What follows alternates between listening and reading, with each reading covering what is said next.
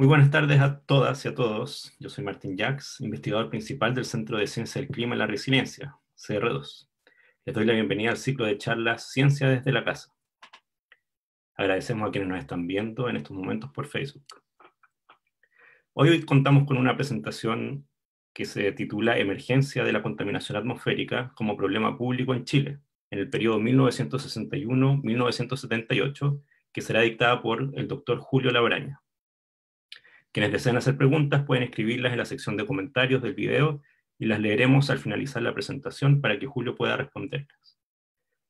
Julio Labraña es sociólogo de la Universidad de Chile. Posee un doctorado en sociología en la Universität Witten-Herdecke de Witten, Alemania. Sus áreas de investigación incluyen el estudio de la política pública, la interfaz ciencia, política, medios de comunicación y el análisis del impacto social de fenómenos ambientales. Su investigación postdoctoral en el CR2 trata sobre los cambios socioculturales en la comprensión de las causas e impacto de la contaminación atmosférica y las características culturales y económicas del mercado de la leña en Chile. Hola Julio, ¿qué tal? ¿Cómo estás? Perdón, ahora sí. Hola Martín, mucho gusto. Un gusto también, gracias por acompañarnos en esta nueva sesión de Ciencias desde la Casa, el ciclo de charlas del CR2. ¿En qué parte de Chile estás, Julio? En Santiago Centro, con mi perro, como puedes escuchar. Pero acá encerrado, como todo. ¿Tú? Por supuesto, yo estoy acá en el sur de Chile, algo menos encerrado, quizás, y sin perro en esta ocasión. Bueno, muy bien, muchas gracias. Gracias a quienes están presentes, conectados. Gracias por estos minutos de espera también. Y bueno, sin más preámbulo, partamos con tu presentación, Julio. Súper. Súper. Ya, acá estamos. Hola a todas y a todos. Hoy día les quiero... ¿Se ve bien la presentación, verdad? Sí, perfecto. Ya, súper. Hoy día quiero plantearles algunos de los resultados de una investigación que hicimos en el CR2 con varios otros académicos que debo mencionar, con Ana Urquiza, Mauricio Folchi y con ayudantes también, Damaris Arrieta y Maximiliano Rivas, en el que nos preguntamos cómo los científicos influyeron en la política pública sobre la contaminación. Es decir, hoy en día tenemos como un presupuesto de que la contaminación es un problema relevante y que debe ser atendido desde la política pública, pero esto no fue siempre así. Es decir, en un comienzo solamente se entendía como contaminación aquello que se ve. Fue necesario que se desarrollasen más las disciplinas científicas, que los científicos fuesen capaces de influir en la política pública, planteando que este era un problema más allá de lo que explícitamente se veía y que la política pública reaccionase, considerando esos avances para que este tema se convirtiese en algo relevante. Entonces, lo que les quiero comentar ahora, el foco de esta presentación es justamente cómo el tema de la contaminación se transformó en un tema de interés para la política pública, concentrándome en particular en el periodo en el cual esto se instaló, desde principios de la década de los 60 hasta finales de la década de los 70, que después vamos a ver por qué esto, pero acá son las primeras normativas que intentan regular más o menos integralmente el problema de la contaminación. Entonces, contarles un poco desde qué perspectiva analizamos esto, desde qué perspectiva nos paramos para analizar esto. Nos paramos desde una perspectiva que considera la contaminación como un fenómeno físico, químico, con impacto biológico, ciertamente, pero que depende también de cómo se le comprende socialmente. ¿Qué quiere decir esto? Que la contaminación puede tener una serie de características químicas o físicas, pero que es relevante también cómo la sociedad comprende dichas formas de contaminación. Por ejemplo, lo comprende como algo que debe ocurrir, que es un sacrificio que es necesario hacer en virtud del desarrollo económico, la comprende como algo que se puede cambiar, la comprende como algo que es responsabilidad de los automóviles privados, la comprende como algo que es resultado del transporte público. ¿Cómo se comprende la contaminación socialmente? Esa es la premisa desde la cual nos paramos en esta investigación. Cómo el entendimiento científico de la contaminación, con sus causas, sus consecuencias y sus propuestas de solución particulares, fue instalándose en este periodo de análisis. Y para responder a esta pregunta, analizamos distintas fuentes de información. Analizamos fuentes documentales científicas, de legislación y de prensa que abordasen el tema de la contaminación entre el año 1961 y 1978. La selección de este año de comienzo y como de pérdida, de término de la muestra, es que en 1961 se establece una primera norma para evitar, como dice ahí, las emanaciones o contaminantes atmosféricos de cualquier naturaleza del Ministerio de Salud. Sin embargo, como vamos a examinar en esta presentación, dicha norma era bastante débil y no estaba suficientemente asociada al saber científico. Era demasiado indefinida, abundaba en un conocimiento general de la contaminación, esto es lo que se ve explícitamente, pero no andaba en cuestiones como los componentes químicos, los estándares de medición, qué se debe considerar estable y no, faltaba la pata científica. Y sin embargo, la última resolución, en el periodo analizado, por supuesto, 1215 de 1978, ya tiene una consideración científica más o menos clara y es mucho más definida en ese sentido.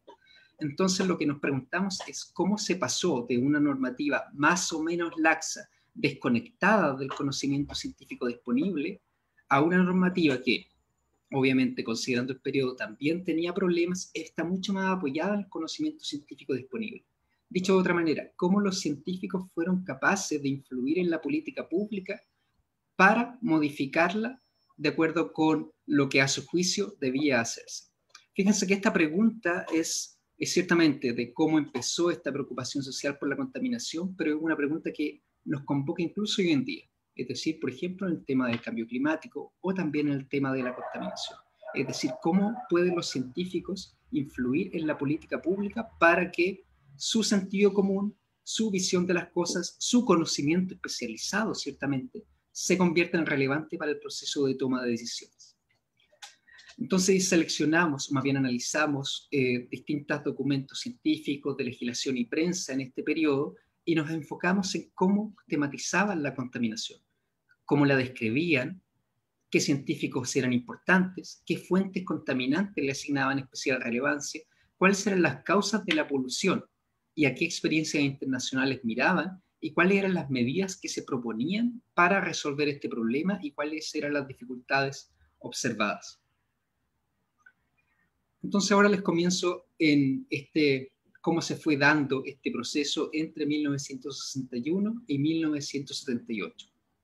Ciertamente, en 1961 no es que la contaminación comenzase ahí. Ya había varios antecedentes y varias polémicas de que el aire de Santiago no se veía todo lo limpio que se debería haber visto.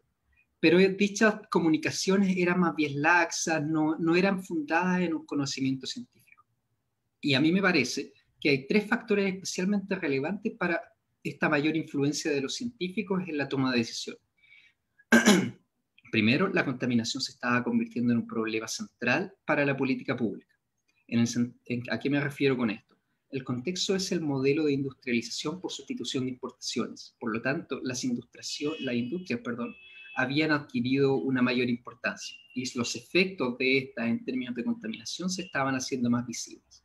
En segundo lugar, estamos en un periodo, la década del 50-60, de crecimiento demográfico acelerado. Por lo tanto, tenemos una densidad poblacional mayor que se ve afectada por estos cambios en términos de contaminación.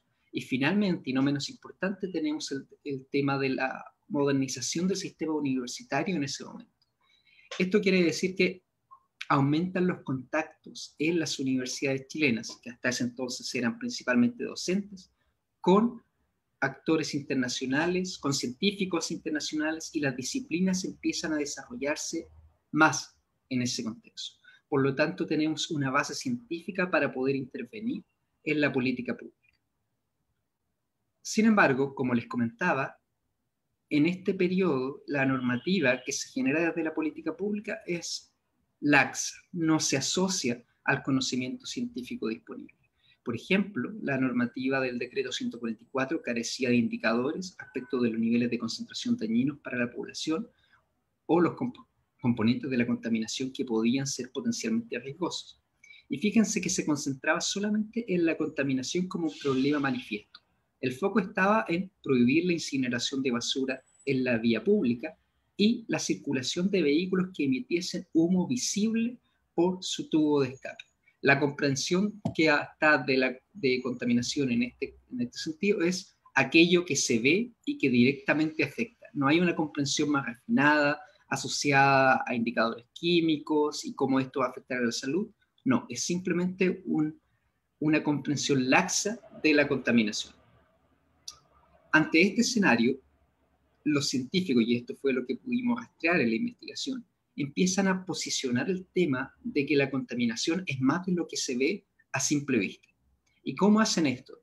Lo hacen a través de un uso estratégico de la prensa, publicando una serie de columnas especiales, dando entrevistas, cartas al presidente de la República, como se pueden ver ahí, organizando seminarios al público, etcétera, etcétera, de modo de instalar esta idea que la política pública dominante en ese entonces no era suficiente.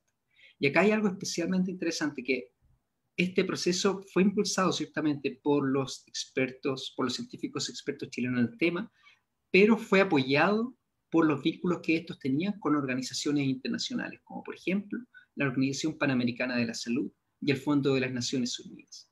Gracias a las redes de contacto internacional que estos científicos tenían, ellos pudieron recibir financiamiento, sea para organizar seminarios, sea para organizar publicaciones especializadas, sea para organizar iniciativas para invitar a los tomadores de decisiones y presentar los resultados, como también recibieron información en términos de asesoría técnica, cuáles eran los descubrimientos relevantes en el campo, y transferencia tecnológica. Entonces acá hay una utilización interna de los expertos, por una parte, haciendo uso de los contactos en medios de prensa y en la política, y segundo, de las redes internacionales que los científicos ya estaban empezando a desarrollar, que les permitió avanzar una comprensión distinta de la contaminación. Precisamente gracias a estas redes internacionales, en 1963 se funda un instituto que, como veremos, va a ser especialmente relevante en la discusión sobre la contaminación: el Instituto de Higiene del Trabajo y la Contaminación Atmosférica, regido casi íntegramente por los científicos y fundado con el apoyo técnico de la Organización Panamericana de la Salud, económico del Fondo de las Naciones Unidas y político del Gobierno de Chile.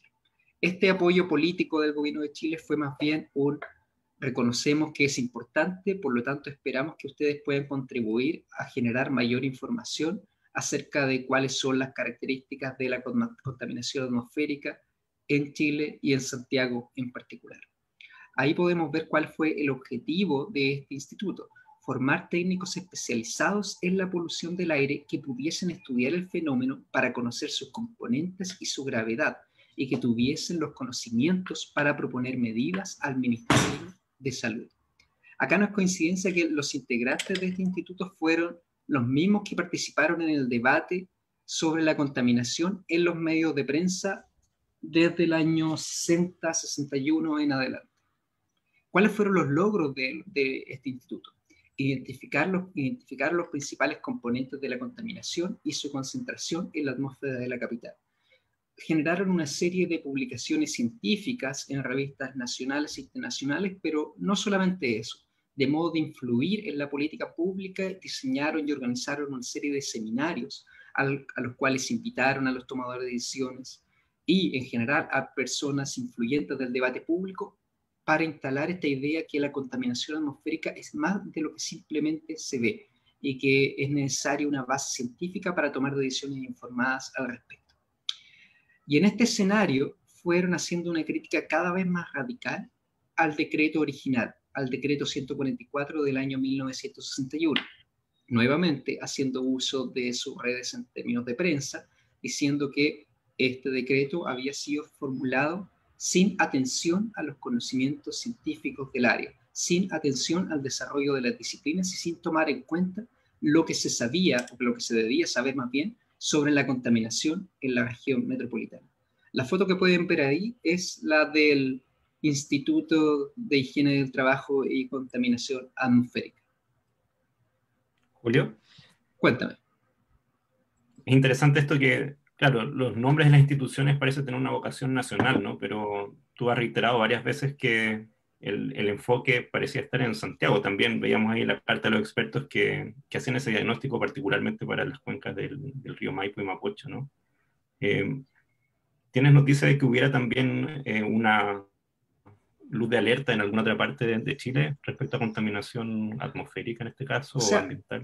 sé que había discusiones similares en el norte, en el Ujú. contexto de la explotación minera, pero ciertamente la discusión se concentró en Santiago. Es decir, no es que seamos un país centralista solamente así, sino que se concentró en Santiago. Por lo tanto, ojo, esto es importante igual, el análisis que hicimos nosotros también se concentró en Santiago y revisamos periódicos de circulación nacional como el Mercurio, por ejemplo, pero que preferentemente abordan cuestiones de la región metropolitana, claramente. Muchas gracias. Ujú. Súper. Entonces, en respuesta a este nuevo diagnóstico de los científicos, la respuesta del gobierno fue curiosa, fue formar comisiones.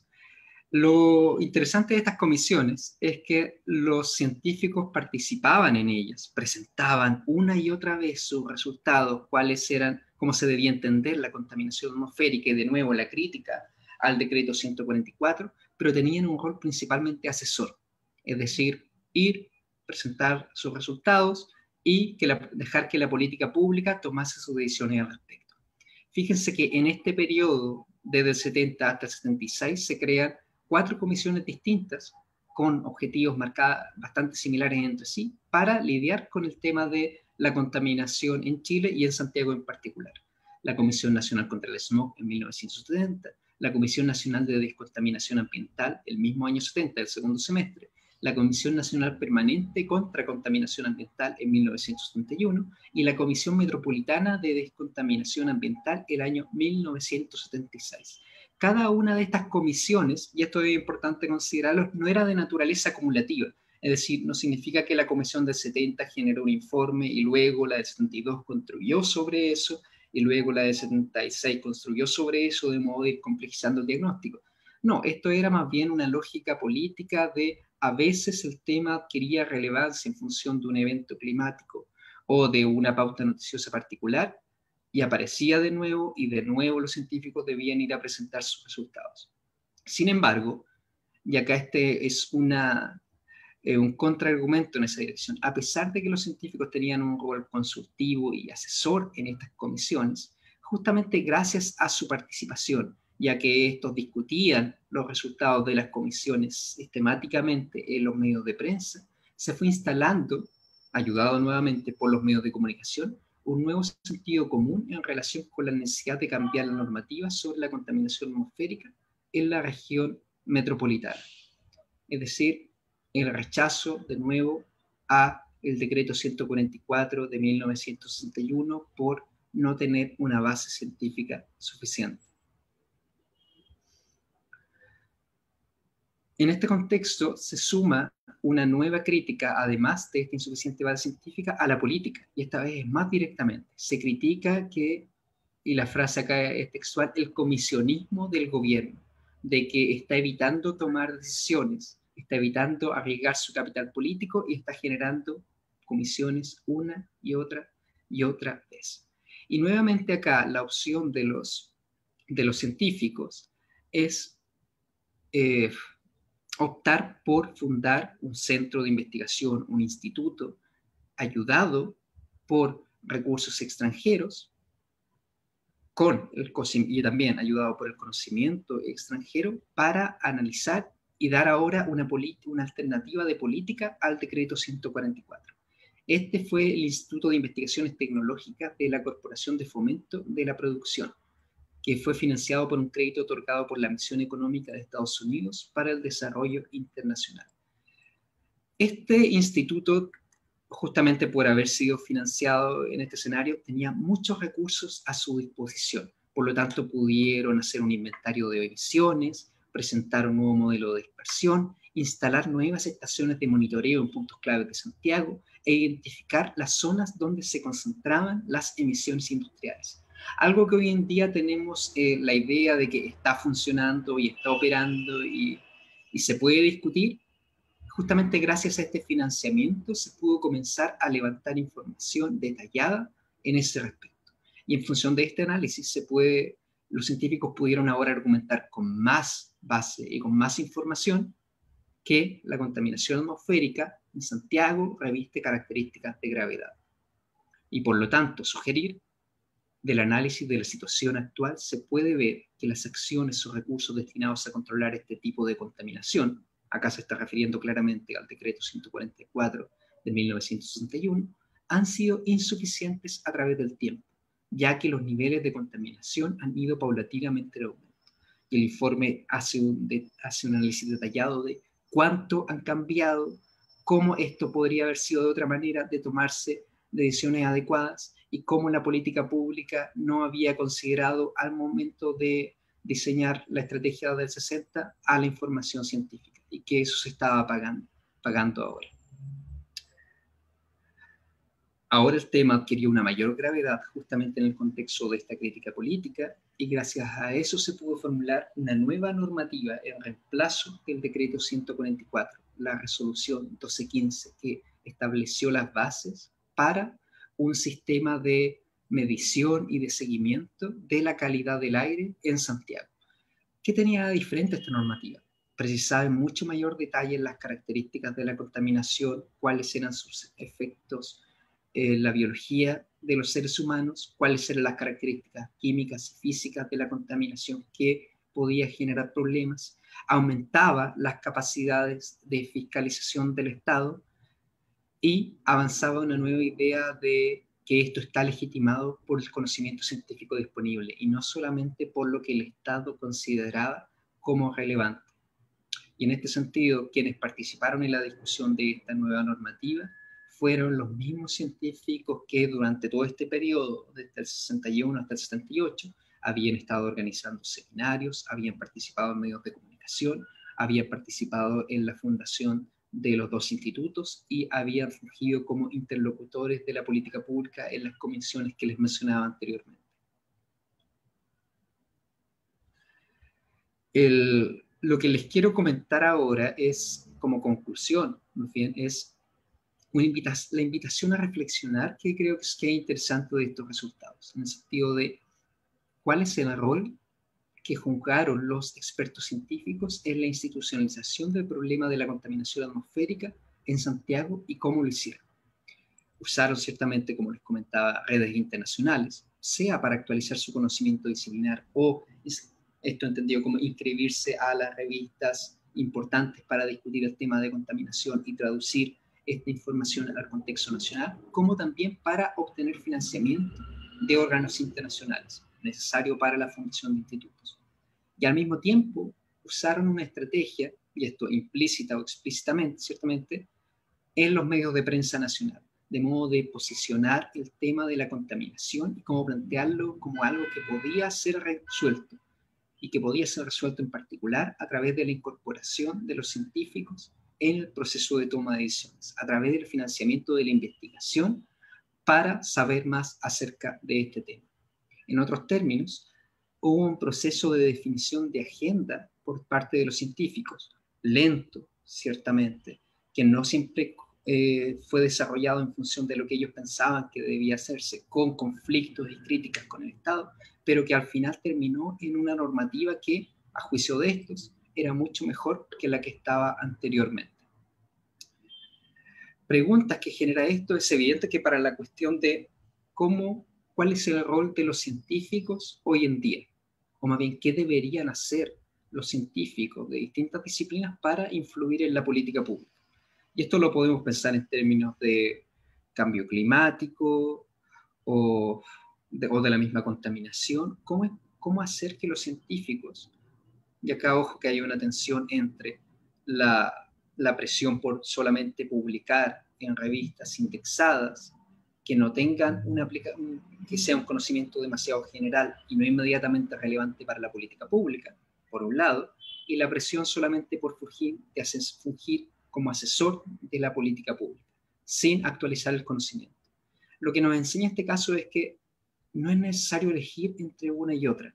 No es necesario elegir entre un académico experto solamente con foco disciplinar y un académico centrado en la asesoría de la política pública, sino que en la conjunción de ambas es la clave, la capacidad de traducir el conocimiento científico disponible a un incentivo hacia la política pública y hacer uso con este fin de redes nacionales y redes internacionales. Otro tema que es un poco más analítico, pero se los adelanto que puede ser interesante de comentar, es que una vez finalizada esta nueva normativa y que estaba definido que la contaminación atmosférica era un problema de política pública y que su resolución debía apoyarse en la investigación científica, el debate desde el 78 en adelante fue quién es el culpable de la contaminación. Y acá el contexto es en la nueva agenda neoliberal, por lo tanto, esta se expresa, es el transporte público el principal responsable, es la contaminación un proceso ineludible en términos como consecuencia del desarrollo, son los autos particulares, son las opciones de las familias. Hay distintos actores, especialmente representantes de distintos gremios de transporte, intentan definir la agenda y plantear, no, la contaminación no es responsabilidad de nosotros, sino de aquellos. Entonces, eso es algo que estamos trabajando de modo de ver cómo se dio este debate entre distintos actores después del año 78 e incluso hoy en día. Y para finalizar, un par de lecciones de este estudio de caso, de cómo se instaló esta agenda para el debate actual. Primero, el rol social de la academia, es decir, no basta solamente con hacer publicaciones y no basta solamente con hacer asesorías a un gobierno determinado, sino que justamente entre la tensión entre publicaciones y capacidad de traducir como un insumo relevante para la política pública, hay una vía de salida. Y ciertamente este no es un proceso fácil que se resuelva, que requiera una acción particular, sino que requiere esfuerzos sistemáticos para de esta manera influir en la política pública. Segundo, es la idea de la interdisciplinariedad que requieren estos abordajes. Especialmente hoy en día estamos en el escenario de problemas complejos, basta pensar en el caso de la crisis social o de la pandemia. Acá los académicos, si es que quieren ser relevantes para la toma de decisiones, es necesario abordajes interdisciplinares que reconozcan la complejidad de dichos problemas. Y finalmente, la idea de las redes nacionales e internacionales, que es fundamental a mi juicio, tanto para comprender el caso que estamos analizando ahora, como para comprender lo que está ocurriendo, la posibilidad de influir hoy en día. Los científicos deben hacer uso, deben tener la suficiente sensibilidad para influir y conocer los códigos de influir en la política nacional mediante los medios de prensa, pero acá las redes internacionales que ellos desarrollan en función de sus trayectorias disciplinares son centrales, tanto en términos de financiamiento como de observación de otras experiencias que puedan ser relevantes para adaptarlo a las sugerencias que ellos o ellas quieran hacer. Eso. Muchas gracias. Muchas gracias a ti, Julio, por tu presentación que nos llevó por este recorrido histórico sobre un tema que está muy instalado, pero que ciertamente en muchas ocasiones quizás desconocemos parte de sus orígenes, ¿no? De su evolución histórica. Gracias también por esta síntesis final que me parece también muy esclarecedora y atingente para nosotros, ¿verdad? Que estamos construyendo también la academia. Durante tu presentación me han surgido varias inquietudes. Quizás la primera es que, claro, ahora está bien instalado en el imaginario nacional e internacional incluso, ¿verdad? Esta cualidad de Santiago como una ciudad muy contaminada. Aparecen por ahí estos términos tipo Santiago, ¿verdad? De gente que vive en Santiago incluso y que son amantes de la capital. Y ciertamente eso tiene, creo yo, ¿verdad? Un vínculo con la contaminación ambiental en Santiago. ¿Tienes una noción tú desde cuándo empieza a relacionarse Santiago con un sitio contaminado? Desde parte de la población, te referías en tu presentación que también la percepción social fue importante para poder hacer avanzar la institucionalidad, ¿no? Claro. Esa es una buena pregunta, pero no sabría decirte cuándo, así como pensemos en el referente Santiago, ¿cuándo se instaló esa idea de Santiago como el peor caso de contaminación y del cual queremos diferenciarnos? No sabría decirte cuándo se instaló. Sé que la política pública se ha concentrado especialmente en Santiago y en las características en este proceso, pero no cuándo se instaló. Y justamente lo que sacamos de este estudio es que el debate se concentraba en Santiago, a pesar de lo que estaba ocurriendo en otras regiones. Y esto no cambió, al menos en la década de los 80. En los 80 el debate seguía concentrado en Santiago y qué hacer para atender esto. Uno podría pensar que justamente como el debate político-científico estaba hasta ese momento concentrado ahí, las regiones no tenían tanta relevancia o no eran consideradas como un tema en particular, pero sí una de las cuestiones que reconocíamos como limitación del estudio es que sería interesante hacer este proceso de reconstrucción de la instalación del tema de la contaminación considerando fuentes regionales. Es decir, no es sorpresa que el mercurio tematice en particular la región metropolitana, por ejemplo, y dependimos mucho del mercurio. Uno entiende los científicos que intenten influir en política pública a través del diario o el diario que era en ese entonces más importante, pero ciertamente el mercurio no era un órgano de representación regional, ni mucho menos. No sé, yo entiendo ese punto, pero sí sería un ejercicio interesante ver cómo se desarrolló esto en términos de regiones, si el impacto que tuvo ahí. Sí, ciertamente, porque también el Mm, problema que se vislumbra fuertemente en el sur de Chile, el problema de la contaminación por leña, ¿verdad? Sería interesante saber desde cuándo se asocia esto a problemas, digamos, negativos, bueno, un problema, pero impactos negativos en la población. Si es una sí, es que, percepción más reciente o ya es añeja. o sea, hay aproximaciones históricas sobre el tema de la leña, no sabría decirte, pero sí sé que el tema de la leña es bien interesante porque es un conjunto de apreciaciones positivas y negativas al mismo tiempo. Ayuda a la economía, tiene un rol importante en los lazos de parentesco, da empleo a las personas, es de mejor calidad, pero al mismo tiempo tiene todos estos impactos negativos en términos de contaminación. Por lo tanto, incluso la leña se articula como un referente en el cual hay distintas agendas intentando definirlo. En general, desde la política pública se va a demonizar la leña. Es negativo y no debería ser utilizada.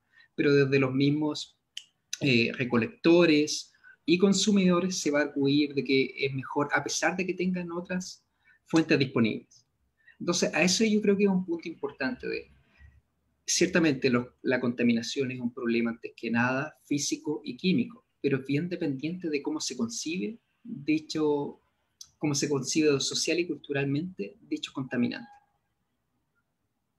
Es decir, Claro, se le comprende como algo positivo y negativo y por qué. ¿Qué es lo que redunda o que se comprenda de esa manera? uh-huh. Sí, incluso no sé, puede ser parte del relato también en el sur, ¿no?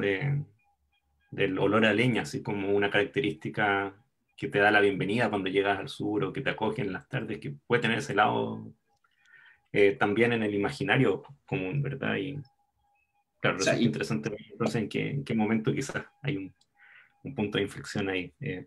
sí, sí, no, totalmente. Y una cuestión interesante, la planteo para quizás que lo podamos discutir, es que desde el año, a ver, supongamos del 2010 en adelante, si uno revisa los medios de prensa, la contaminación se interpreta a lo largo de Chile, o más bien desde el centro al sur, como un problema derivado del consumo de leña, principalmente. No hay menciones de los vehículos, no hay menciones, o sea, hay menciones ciertamente, pero menores, pero el principal responsable de la contaminación en Chile, según la prensa y según el énfasis que da, sería el consumo de leña. Y esto no es necesariamente así. Si uno examina la investigación científica en el mismo periodo, hay una matización de dichos resultados. Habrá factores vinculados con la acción del ser humano y otros no vinculados con la acción del ser humano. Habrá factores como, por ejemplo, la mayor población o, ponte tú, los autos que circulan, etcétera, y la leña, ciertamente, pero no es el único. Entonces es interesante que en los medios de prensa se subraya el consumo de leña y se demoniza dicho consumo de leña. al contrario de otros posibles actores que pudieron ser atribuidos. Entonces ahí uno se plantea la pregunta, ¿por qué? ¿Por qué este foco en la leña y por qué la prensa tematiza a la leña como la principal responsable de la contaminación? Si no está fundada en la ciencia, ¿por qué? ¿Por qué hace? Y ahí uno tiene distintas respuestas, algunas más o menos ideológicas, pero es ciertamente que aún el día de hoy hay un desacoplamiento entre lo que dice la prensa, lo que dice la ciencia y lo que dice la política. Si bien hay intentos de que la política se asocie más con la ciencia, en general lo que ocurre es que la política accede a los descubrimientos científicos cuando estos son popularizados en la prensa, como ocurrió con el debate del 61-78. Y esto puede tener consecuencias positivas, como por ejemplo en el tránsito desde el decreto 144 al 1215 en el 78, pero también negativas porque la prensa no es un evaluador científico. Simplifica, obviamente, si la prensa no va a presentar un artículo entero, sino que va a simplificar esto y va a optar por el titular más polémico.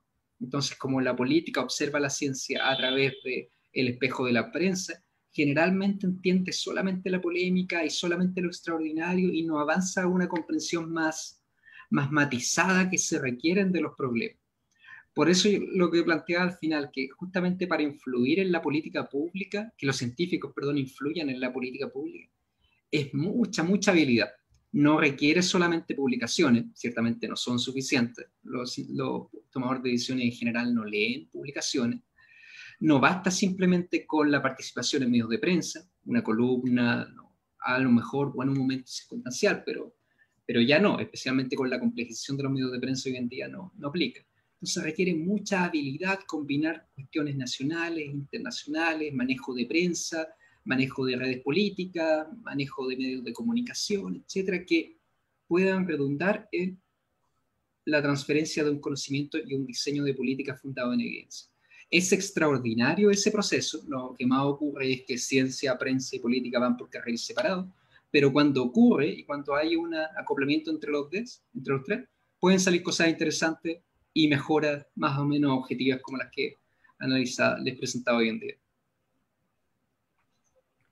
Tú en tu presentación hablaste sobre el paradigma y la percepción variable que puede tener la contaminación, ¿verdad? Eventualmente, en un esquema neoliberal, la contaminación, eso puede ser entendida como un producto inevitable, ¿verdad? Del desarrollo o el progreso industrial, por ejemplo.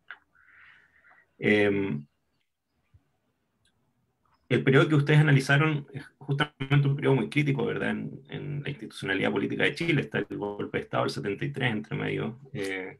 Y entonces ustedes pueden ver ahí un cambio también de voluntad, por ejemplo, para abordar este tema en cuanto a la institucionalidad. ¿Es evidente ese cambio o no Sí, tanto?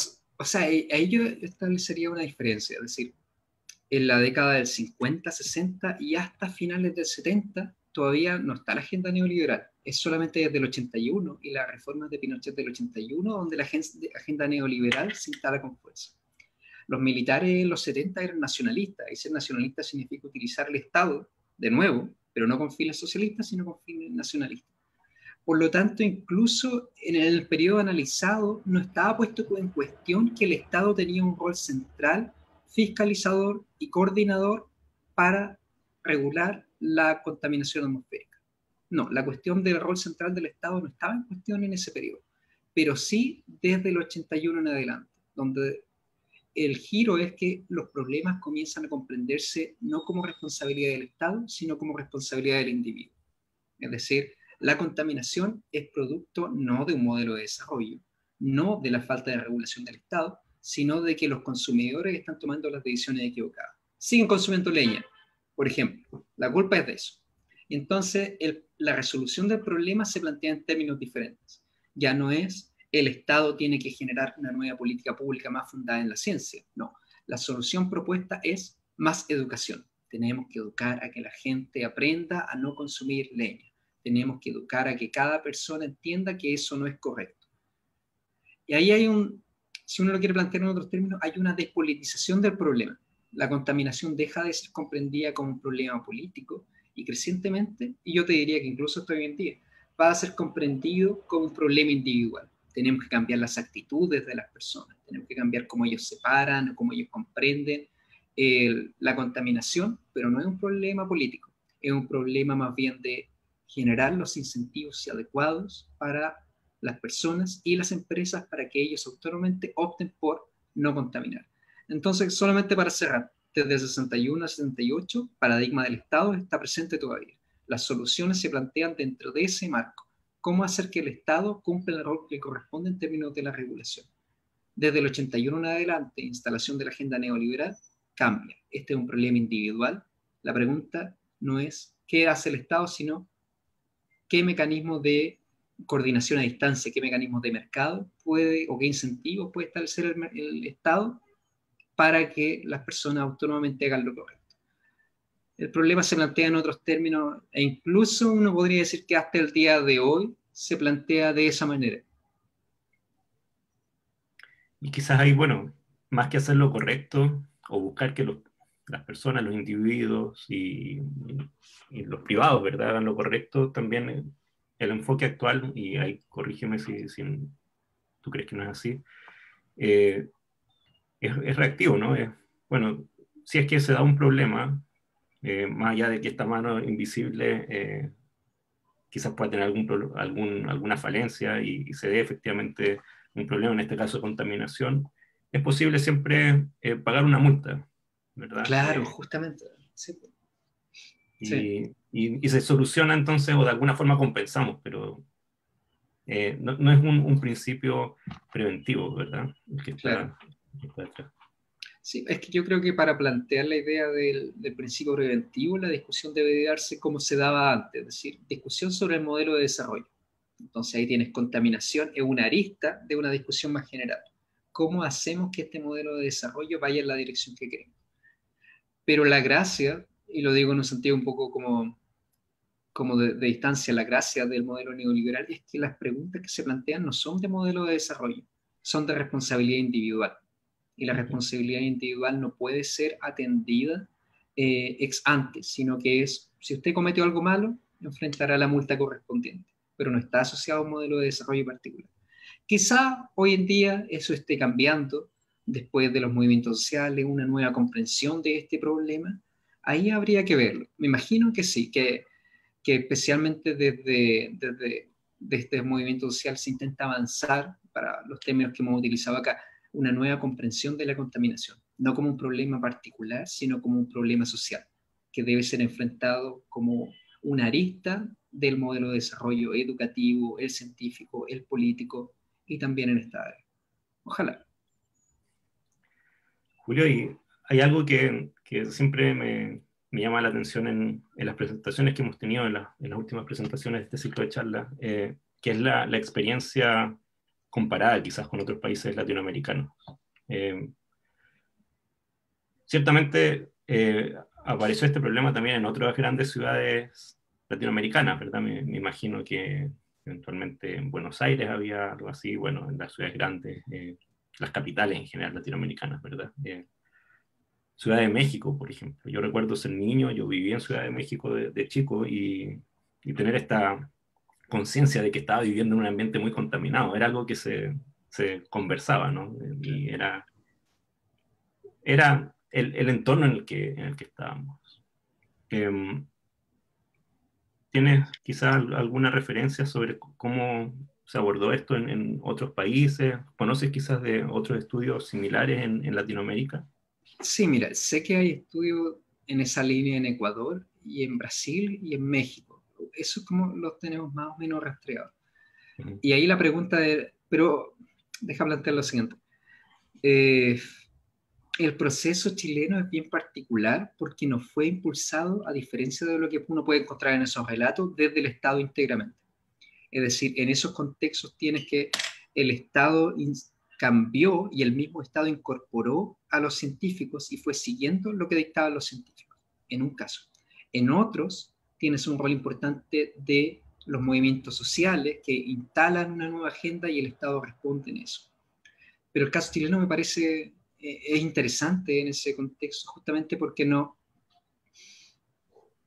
porque revela una estrategia de la academia que no se encuentra reflejado en los otros países. Es decir, refleja un uso de redes nacionales e internacionales que no está en otros contextos. El periodo que viene después, desde los 80, ahí sí que se parece a lo que ocurrió en Estados Unidos también y que ocurrió en Europa, de la cuestión de la responsabilidad. ¿Quién es el responsable de la contaminación? Pero este proceso de instalación del sentido común, la contaminación, es un problema científico o que debe ser tratado por medios científicos. Perdón. Y el rol que cumplieron los académicos en ese sentido y la habilidad que tuvieron para hacer eso, creo que no tiene parangón en el contexto latinoamericano, no al menos con ese grado de habilidad. En el contexto chileno no fueron apoyados precisamente por el Estado. El Estado fue poniendo contrapisas cuando los recibió en comisiones que eran asesores, pero que no tenían capacidad de decisión, no tenían el apoyo tampoco de movimientos sociales del periodo. La contaminación ciertamente era planteada, pero no era como el tema de, de debate en ese contexto. Entonces fue muy dependiente de la habilidad de estos actores. Y estoy hablando de un grupo de 5 o 10 personas que se repiten sistemáticamente, que publican, organizan seminarios, participan en comisiones, participan en medios de prensa y participan finalmente en la redacción de la ley.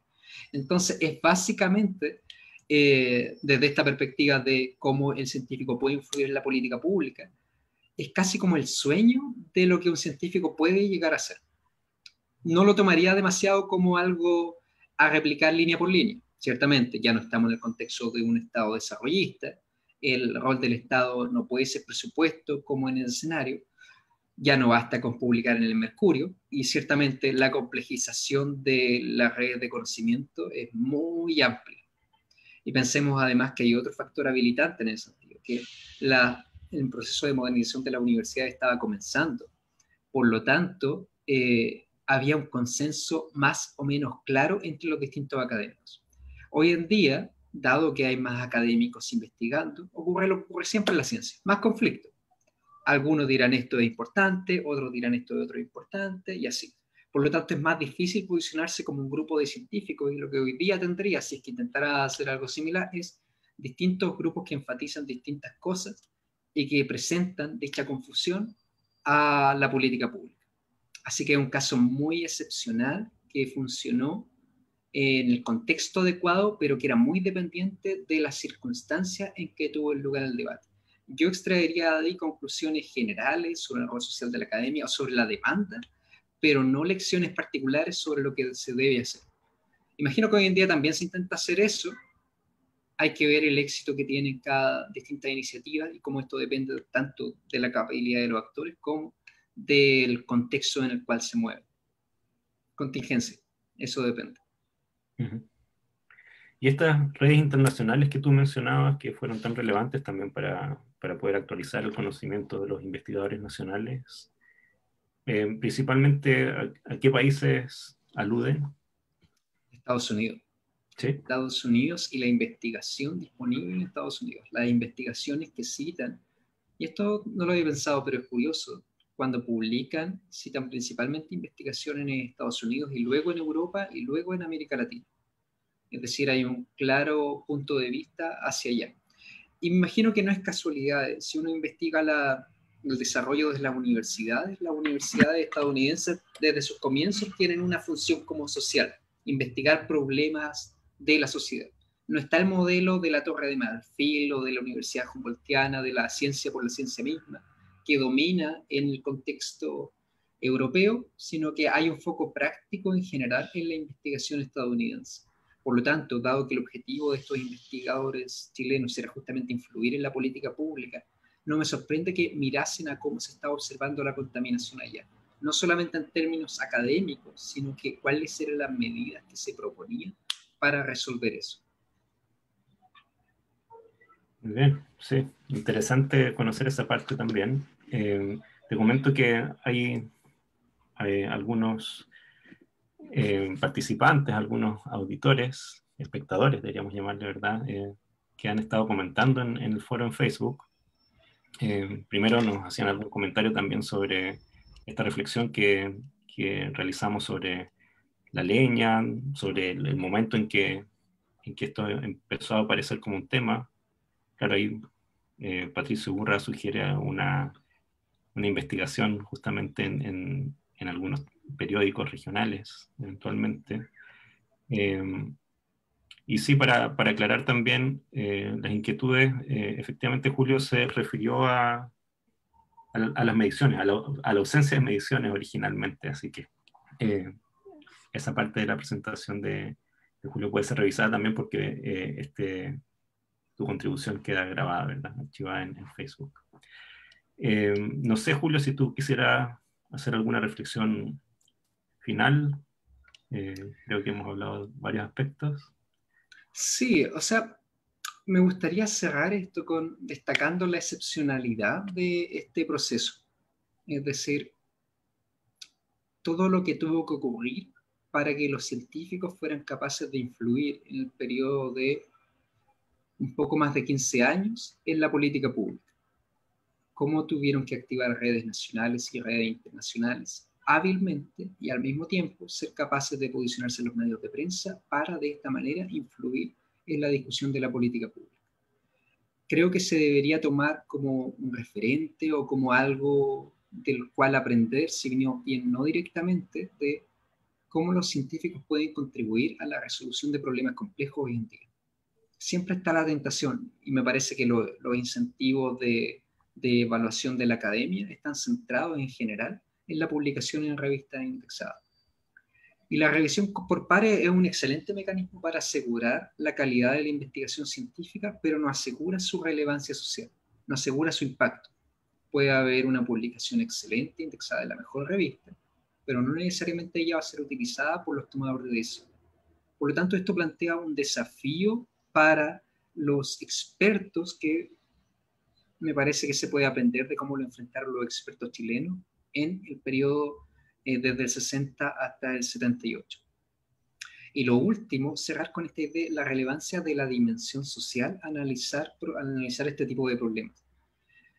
No es suficiente que en la academia haya un consenso sobre las características de la contaminación, físico-químicas de la contaminación o su impacto biológico. Es necesario que ese conocimiento se convierta en un sentido común, primero, y que sea utilizado para la toma de decisiones después.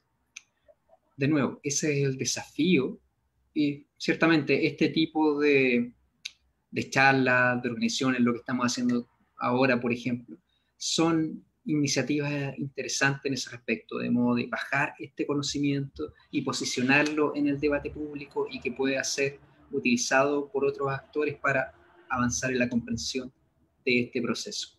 No basta con publicar, diría por él. Excelente. Bueno, y me parece que esta reflexión es especialmente relevante también en este contexto de octubre de 2020, ¿verdad? En un contexto de debate político nacional, de debate constituyente.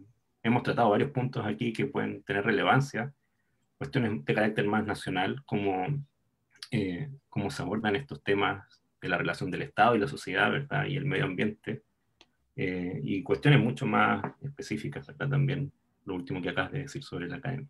Yo te quiero agradecer, Julio, por estas reflexiones, por haber compartido esta investigación, este conocimiento con nosotros dentro del CR2, pero también con todos los auditores y auditoras que han estado hoy, espectadores, podríamos decir, ¿verdad? Se me va.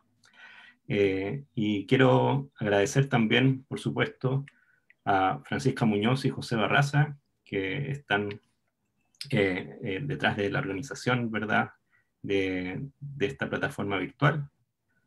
Quiero dejar invitados a todos y todas también para las próximas charlas que tengamos en nuestro ciclo de charlas, que son avisadas oportunamente, y recordarles que si alguien quiere volver a revisar algún aspecto de esta presentación, o si alguien se la perdió y quiere pasar el dato, quedan archivadas, como les decíamos, en el canal de Facebook y también en YouTube del centro. Muchas gracias, Julio. Nos No, veremos en gracias otra a ti. ocasión. Sí, gracias a ustedes, a todos y a todas. Televidentes, no, como dijiste, espectadores, a todos los que están ahí. Muy bien. Este es otro medio de comunicación más relevante también en estos tiempos. Muy bien. Gracias. Que tengan una buena tarde. Y Igual. todos quienes están viendo. Hasta luego.